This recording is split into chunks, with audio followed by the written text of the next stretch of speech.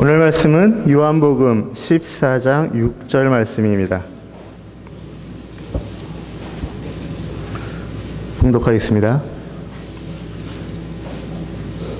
예수께서 이르시되 내가 곧 길이요 진리요 생명이니 나로 말미암지 않고는 아버지께로 올 자가 없느니라. 아멘. 모처럼 나오셨는데 성경이 너무 짧아서 제가 이번 아프리카 여행을 할 때 많은 분들이 에볼라 때문에 걱정을 하셨습니다.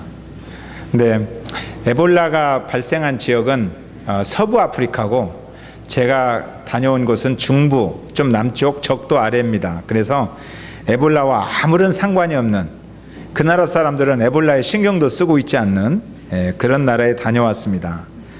그리고 오는 길에 태국에 입국할 때에는 헬스케어에 들려서 의사의 검진을 개인적으로, 태국은 그게 철저하더라고요. 아프리카 쪽에서 온 사람들은 헬스케어에서 의사가 하나하나 검사를 하고 입국을 시키더라고요. 그래서 제가 검사를 잘 받았습니다. 그러니까 너무 걱정하지 마시고, 그럼에도 불구하고 혹시 에볼라 보균자일까 해서 악수도 안 하려고 하는 한두 분이 제가 그분에게는 제가 다음 주에도 여전히 살아있어서 다음 주에 악수할 수 있도록 그렇게 하겠습니다. 여행하는 동안 모기들이 굉장히 많더라고요. 모기들이 참 많았는데 거기 가서 들은 이야기예요. 모기도 암수를 쉽게 구별한답니다. 어떻게 구별하느냐 그랬더니, 수컷 모기들은 술병에 자주 앉고 암컷 모기들은 전화기 위에 자주 앉는데요. 그러니까 세계 어디를 가도 수컷들은 술을 좋아하고 암컷들은 말을 좋아한다. 그렇잖아요. 우리 여자들도 전화기 들고 2시간 동안 실컷 이야기한 후에 중요한 이야기는 내일 하자. 그러니까 2시간 동안은 중요하지 않은 이야기만 실컷 떠들 수 있는 위대한 여자.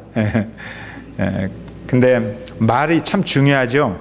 말도 우리가 해야 할 말, 내가 하고 싶은 말도 있고, 또 하나는 성령이 감동을 주시는 메시지도 있습니다. 근데 영혼을 구령하는 그러한 이야기는 성령이 주시는 감동의 이야기입니다. 그래서 제가 성령의 은혜 가운데서 받은 이 감동들을 여러분들하고 함께 나누고 싶습니다. 그 전에 좀 사진, 제가 어떻게 여행을 했는지 사진만 한번 먼저 쭉 보고 한 10분 정도 보고 제가 좀 이야기할 수 있도록 하겠습니다.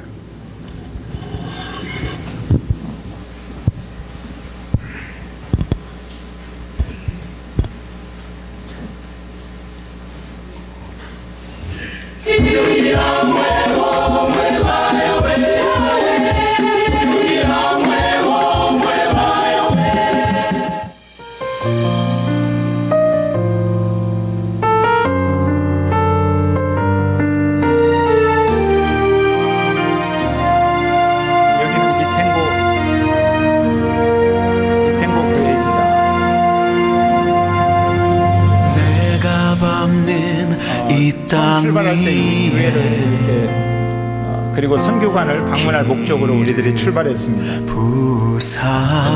여기는 개미집이에요. 아까 개미들이 이렇게 많아요. 선교사님이시고요.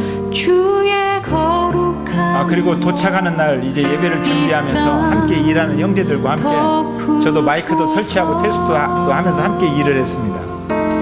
내가 서 있는 이 땅 위에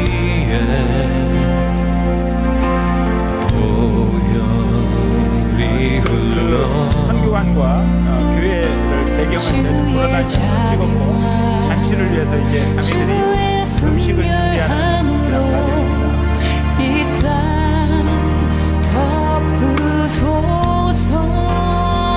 그냥 군뱅인데 제가 먹어보니까 그렇게 뭐 맛없는 것은 아니더라고요. 여기는 이제 로컬 마켓이죠. 우리나라로 말하면 이마트 같은 곳입니다.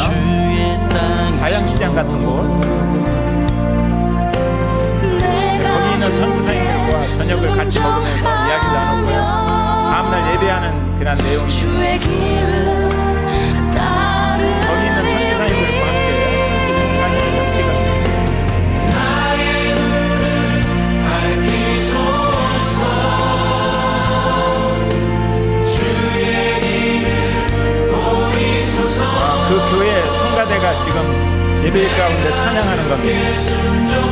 굉장히 동적이죠. 선교사님 사모님이시고요. 나의 지경을 넓히소서.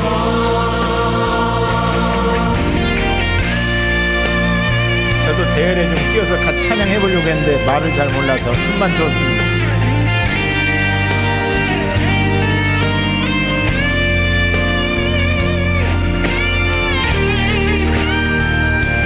이게 이제 옆에 보이는 전경입니다. 황폐한, 정말 풀이 없어요. 물이 없어서 그냥 황폐한 전경이죠. 여기는 이제 빅토리아 폭포인데 물이 말라서 지금, 그러나 물이 절반 정도는 남아있어요. 저쪽에 폭포에 남아있고, 이 길에 가신 분이 리빙스톤 선교사인데 저 배를 타고 저 길을 갔다고 그래요.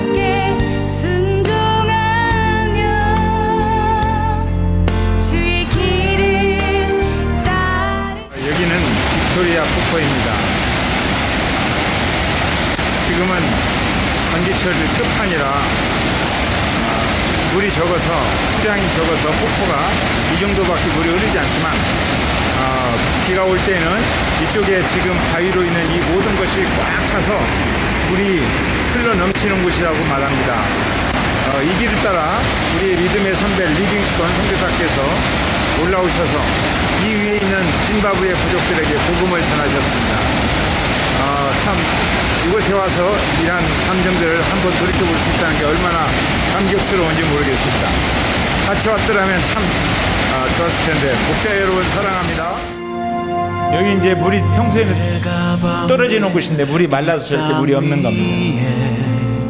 가다가 악어를 이렇게, 악어가 환영해줘서 안녕하고 하마도 이렇게 만날 수 있는 축복을 누렸습니다. 길들이 굉장히 모든 곳이 다 황폐하죠. 기린도 가끔 이렇게 여러 번 봤습니다. 저기는 개미집입니다. 개미들이 이렇게 집을 짓고, 놀랍게 코끼리 한 가족을 만났어요. 내가 서 있는 이 땅 위에 보혈이 흘러. 선교사님 댁에 방문해서 우리가 식사를 같이 나눴습니다. 여기는 바오밥 나무죠. 우리 어린이들은 잘 아는데 바오밥 나무. 그리고 이들이 사는 이제 빌리지의 집입니다. 한 평이나 2평 정도 되는데 그 안에서 4가족, 5가족이 그냥 살아요. 근데 마을인데 보세요. 풀이 한 포기가 없어요. 아까 폭포같이 물이 많은데도 육지는 물이 없어요.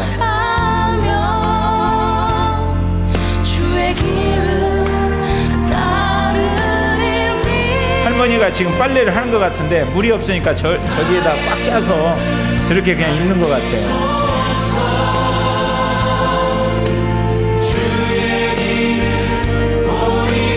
그래도 아이들은 재밌게 노는니다. 고무줄 놀이 하고 노는데 저 한번 저거 하다가 넘어져가지고 큰일 날 뻔했어요. 이 마을은 좀 괜찮은 마을이죠. 우물을 하나 파줬습니다. 그래서 이 수도가 동네를 먹여 살리고 있고, 물이 흐르는 곳은 이렇게 풍요롭습니다.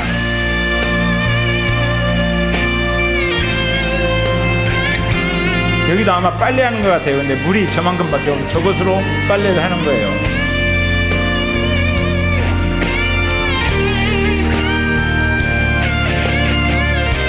여기는 좀 물이 많은 곳이죠. 물을 받아가지고 이렇게 나눠 쓰는 거죠.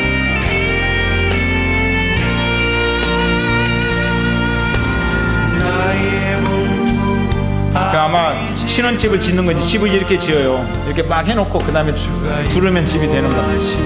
리빙스톤 선교사님이 그곳의 사정을 글로 이렇게 보낸 편지들입니다. 그리고 그분이 걸어갔던 행적들, 그분이 사용했던 그리고 전했던 성경책과 그때 선교하면서 입었던 옷입니다. 그리고 함께했던 동역자 50여 명이 있습니다. 그들이 이 복음을 전하는 일을 함께했습니다. 그리고 케냐에 왔는데 케냐는 일정이 취소되었습니다. 비행기가 하루 늦어지는 바람에 그냥 선교사님만 만나서 식사만 하고 왔습니다. 그리고 여기는 방콕 선교사님인데 지금 신학대학교에서 교수를 하고 있습니다.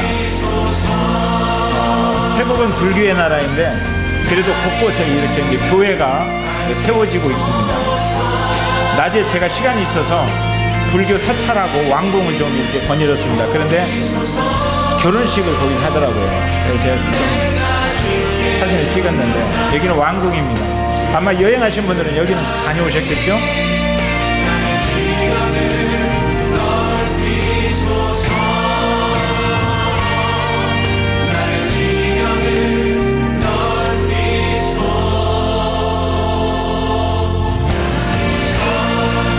혼자 걷다가 이곳에서 각 나라 사람들을 많이 만났어요. 사진 찍어달라고 부탁하면서.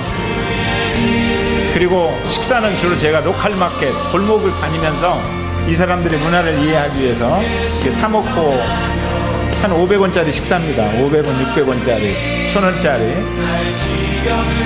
그리고 교회가 새로 한 열 몇 명 구성된 교회로 개척된 교회를 방문했습니다. 제가 먹었던 음식 중에 맛있었던 음식입니다. 이 교회는 방콕에서 제일 큰 교회입니다. 화려한 교회.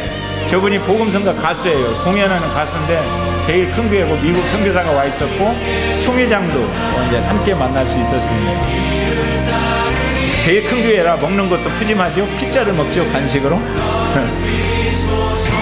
선교사님이 저를 그 집으로 초대해줘서 저렇게 풍성한 음식을 먹은 적도 있습니다. 여기는 신학교고요. 신학대학교. 거기서 사역하는 교수님입니다. 그리고 강의 끝나고 나와서 학생들이 기다리고 있어서 몇 사람들하고 사진을 같이 좀 찍을 수 있었습니다.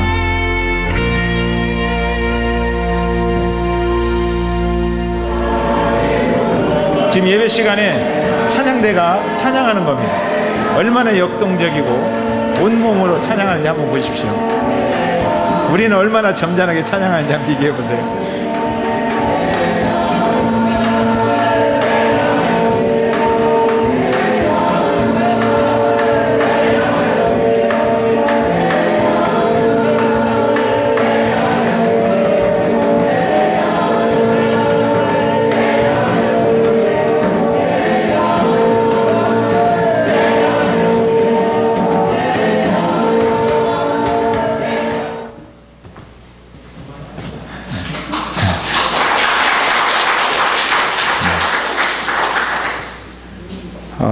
이번 그 요한복음 14장 6절은 그 미텐고 교회에서 나눴던 말씀입니다.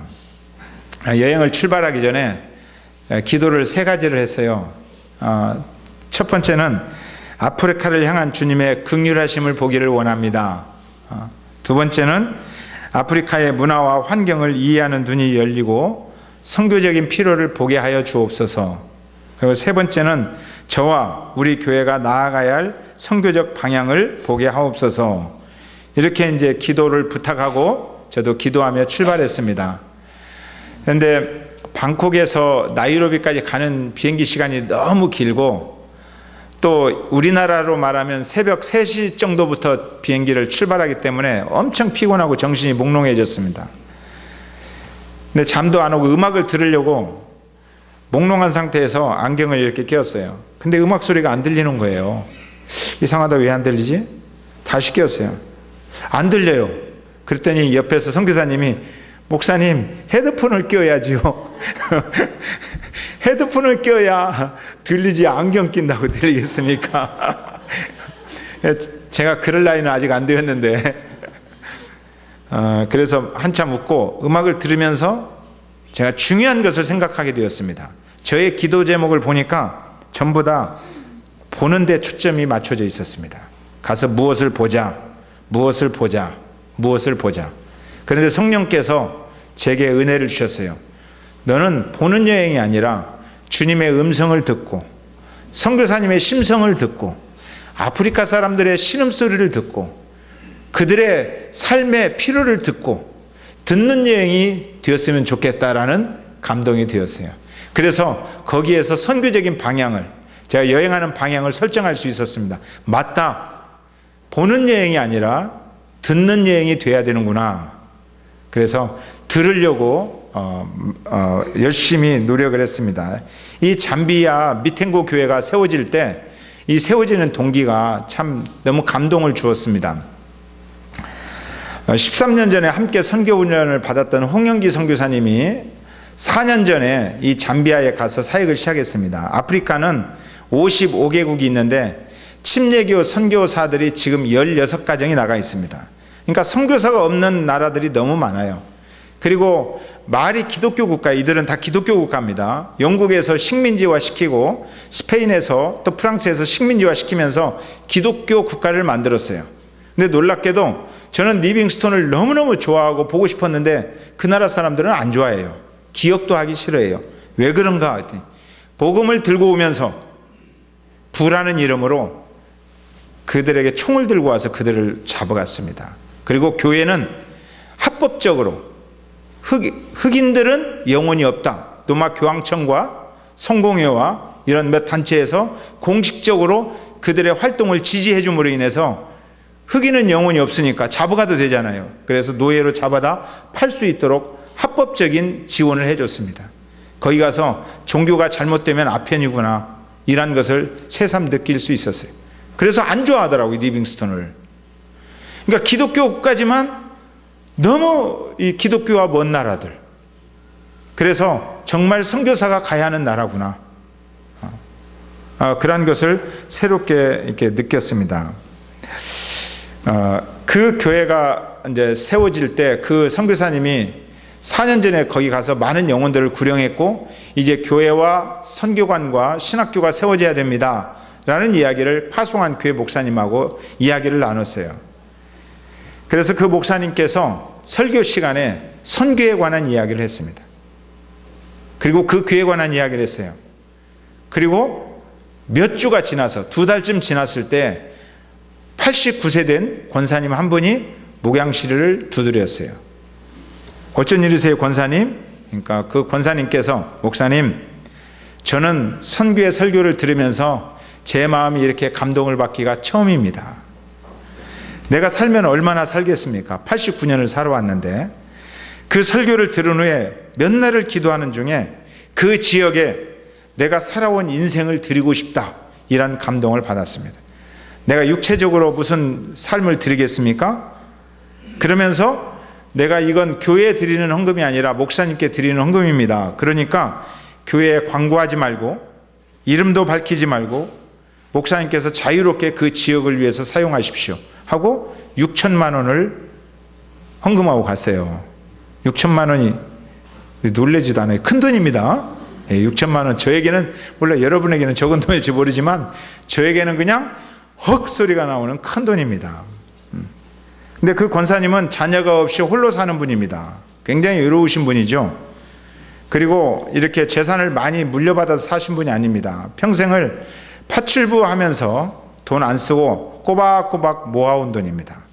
그리고 노인연금이 되어서 노인연금 타잖아요. 근데 그것도 별 쓸 일이 없으니까 함께 꼬박꼬박 모아온 돈입니다. 그 돈 전부를 그냥 드린 거예요.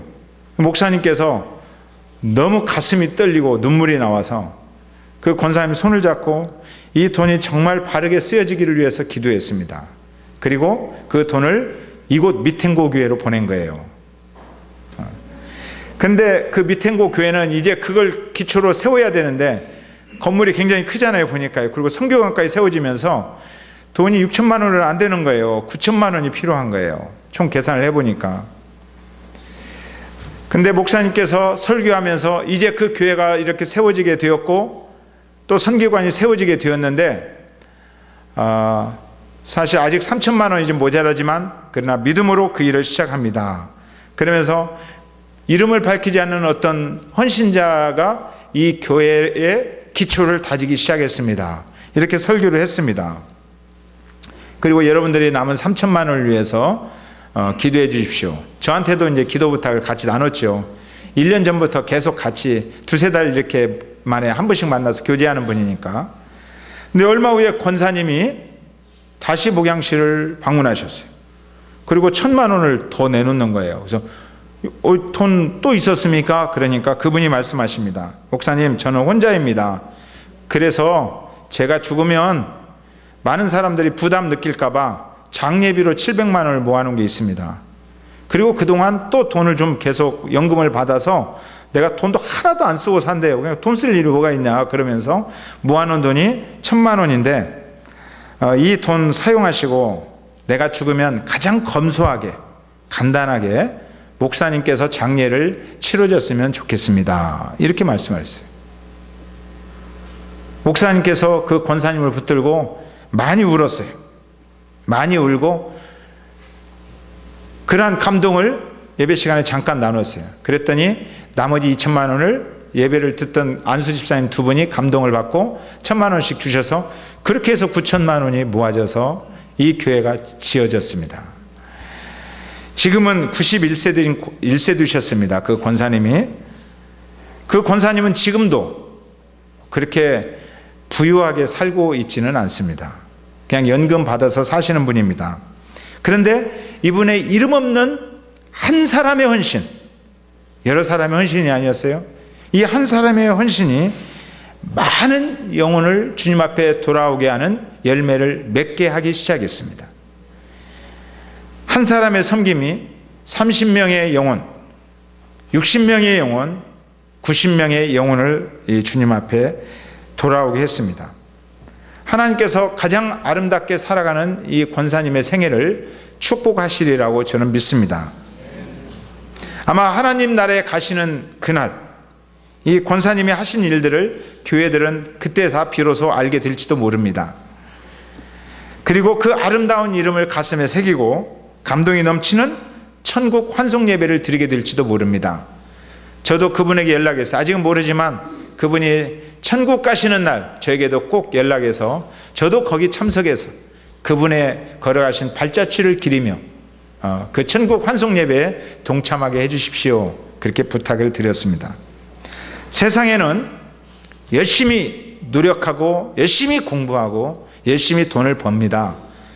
오늘 일부 예배 때 청소년들에게 이야기했는데 여러분들이 그토록 열심히 공부해야 할 이유를 부모님들은 알려주는데 너희들이 세상에서 잘 살아야 된다. 그러기 위해서 열심히 공부하라고 한다. 그런데 그래서 열심히 공부하는 게 아니라 영광스러운 하나님의 위대한 나라가 있어서 그래서 그들과 함께하기 위해서 더 열심히 공부해야 된다.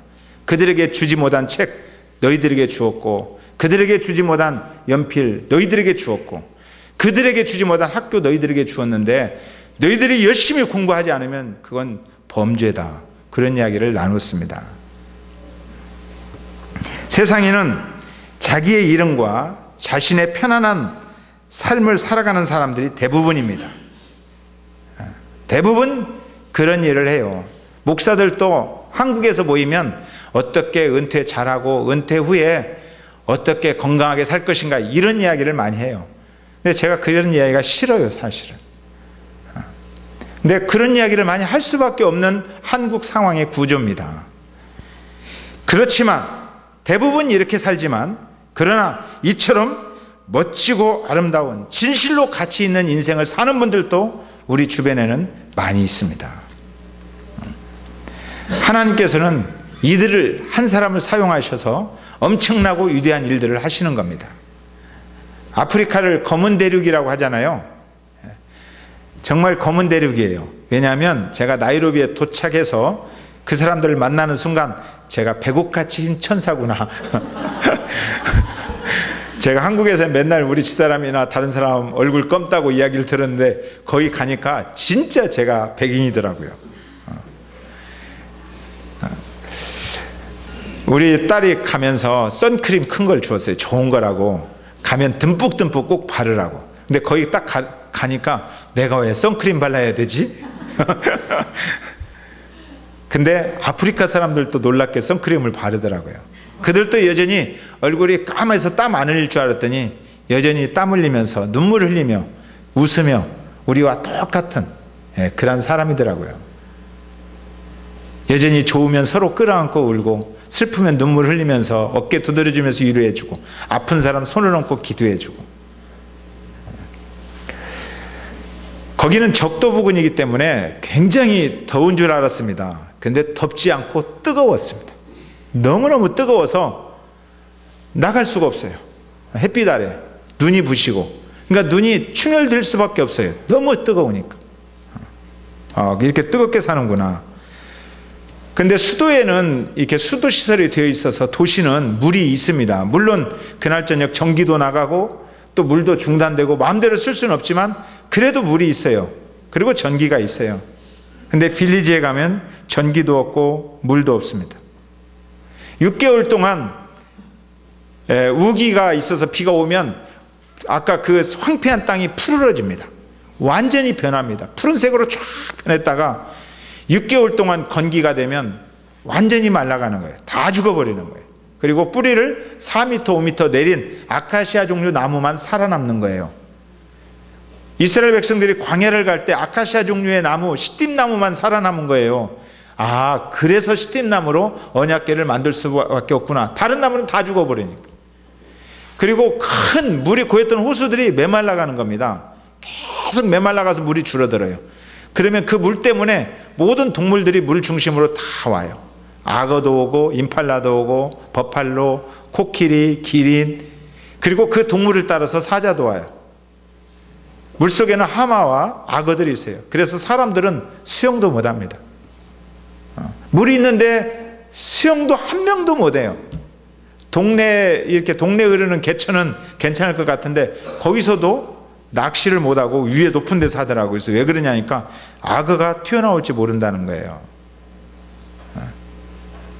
그러니까 물이 있지만 물과 굉장히 멀리 떨어진 생활을 하고 있는 거예요. 이 빌리지가. 물은 그들에게 있어서 생명이었습니다. 물론 깊이 파들어가면 물을 구할 수 있습니다. 아까 수도 있잖아요. 우리 어렸을 때 저는 기억합니다. 우리 동네에 우물이 하나 있었어요. 그리고 엄마들이 전부 다 항아리로 집에다 놔두고 물을 길어다가 먹었어요. 저도 물을 길어 왔어요. 근데 그 사람들이 그래요. 그런데 수도를 만들면 되지 않아? 우리는 그런 이야기 하잖아요. 그런데 GMP가 840불밖에 안 돼요. 1000불. 우리나라의 20분의 1밖에 안 돼요. 그래서 물이 있음을 알아도 팔 수 있는 기술도 없고 파고 들어갈 돈도 없고 그런 거예요. 기술을 가지고 있는 사람과 돈이 있는 사람들이 가서 우물을 파주면 그들이 삶이 달라질 수 있어요. 그들에겐 책이 없어요. 저는 그곳에 가서 선교사님에게 한 선교의 방향을 하나 제시해 주었어요. 차량을 하나 만들어서 이동 도서관을 만들면 좋겠다. 그러니까 한국에는 이동 커피숍이 있는데 거기는 이동 도서관이 필요하다. 그래서 빌리지를 다니면서 애들에게 책을 읽게 해주면 그러다가 좀 더 돈이 모아지면 조그마한 학교를 세우고 그것이 이들을 깨우는 10년, 20년 후를 바라보는 선교가 될 것 같다. 이런 이야기를 해주고 왔습니다. 식사는 이제 도시 사람들은 그래도 좀 치킨도 먹고 그래요. 근데 시골로 내려가니까 옥수수 있잖아요. 그 옥수수를 으깨가지고 옛날 우리 옥수수 빵 먹듯이 그거에다가 치킨 한 조각 넣어서 먹어요. 근데 도시 사람들은 그래도 세 끼를 먹어요. 근데 시골로 가면 좀 넉넉한 사람은 두 끼를 먹어요. 없는 사람들은 한 끼를 먹어요. 거기에서 세 끼를 먹는 제가 얼마나 죄송하겠습니까? 먹다가 남기는 사람은 얼마나 더 죄송하겠어요. 제가 음식을 먹다가 남기려고 생각하니까 너무너무 죄송하더라고요. 한국에 돌아와서 안하성 형제랑 고기 뷔페집 가서 고기를 마음대로 골라 먹을 수 있으니까 더 죄송하더라고요.